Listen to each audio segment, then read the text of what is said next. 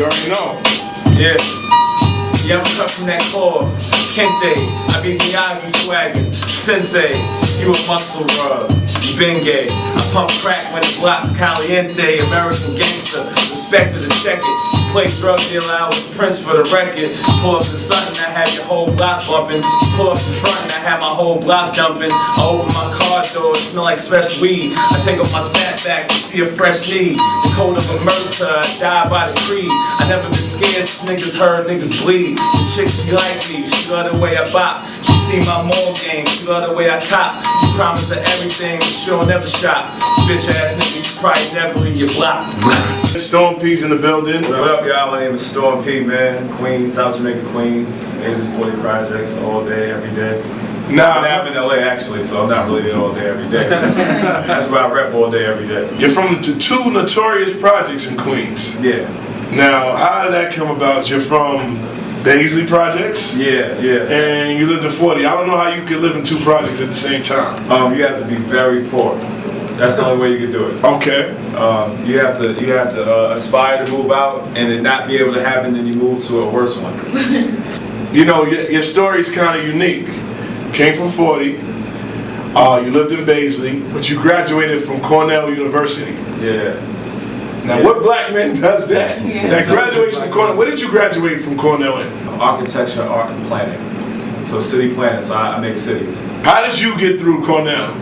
I would honestly say it's because of my upbringing. Like, I grew up in Baisley Projects under like Supreme Team era, and one of the things that a lot of people say things like in the media about them, about how notorious they were and what they did to the community. But one thing I could say is that their encouragement helped me go further. Like, I remember getting up in the morning and practicing basketball, and the only person who would be outside would be Supreme and Prince. They would be sitting right there with me and see how hard I was going, and would always say to me like, "Yo, man, go hard, keep going." Yeah. And that coming from them back then, those dudes was like Michael Jordan. So that's like Michael Jordan telling you, "Yo, man, just keep doing what you're doing." So that kind of set the drive in me, And so I, just to give light, both of them are down, for life right now.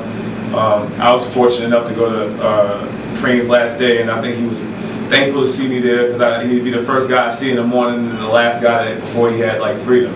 Okay, so, that's cool. That's one of the things.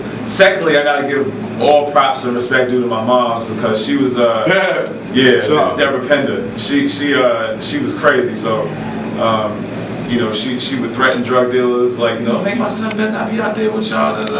How did you begin to rhyme, and when did you get this gift? Yeah, pick up the pen. You know what I mean? Pick up the pen. The earliest I can remember, I think I was like 8, and for whatever reason, whenever I would hear music, I would automatically start saying something. I don't know what it was. It was a voice, and I would automatically, whenever I heard like a beat or anything, I would something just clicked like this is what you need to be doing.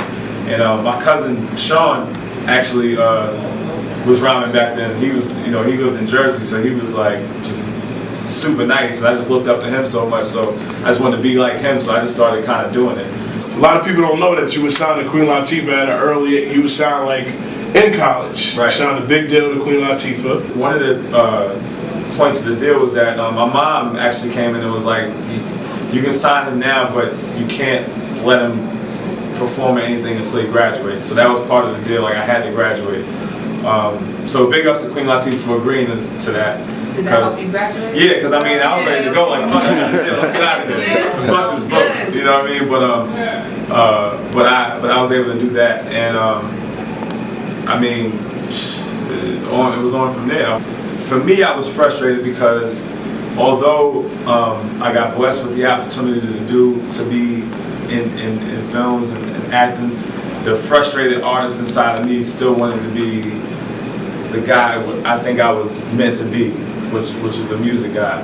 So at that time, when Latifah's career kind of took a turn for acting more so, my original agreement was I'm coming here to do music, and then she kind of blew up in another area, and I felt like because of that I didn't get the opportunity to really to shine the way I wanted to.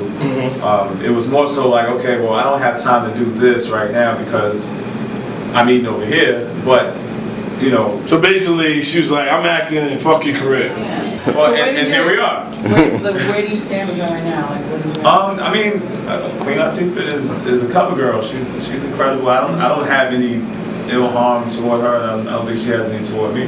When's the last time you spoke to her?